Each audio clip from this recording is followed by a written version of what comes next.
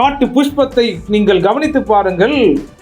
Solomon முதலாய் அவைகளில் ஒன்றை போலாகிலும் உடுத்தி இருக்கவில்லை. சர்வ மகிமையிலேயே சாலமோன் அப்படி உடுத்தி இருக்கவில்லையே.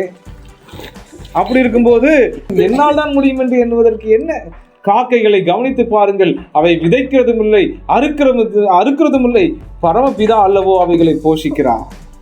We think that we do something. No, we will never, and we did not.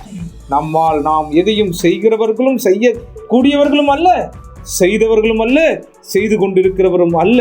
ஏனென்று சொன்னால் அவரே மாம்சதேகம் உள்ள யாவருக்கும் ஆகாரத்தை கொடுத்து பிழைப்பூட்டி சூரியனை உதிக்க செய்து மழையையும் நல்ல சீதோஷ்ண நிலைகளையும் இந்த பூமியிலே கொடுத்து பராமரித்து ஆளுகிறவர் அவர்தானே.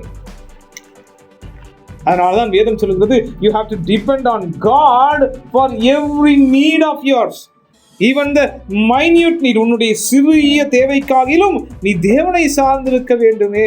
அதனால்தான் அன்றன்றுள்ள ஆகாரத்தை இன்று எங்களுக்கு தாரும் என்று நீ ஜெபிப்பாயாக என்று இயேசு சொல்கிறார்.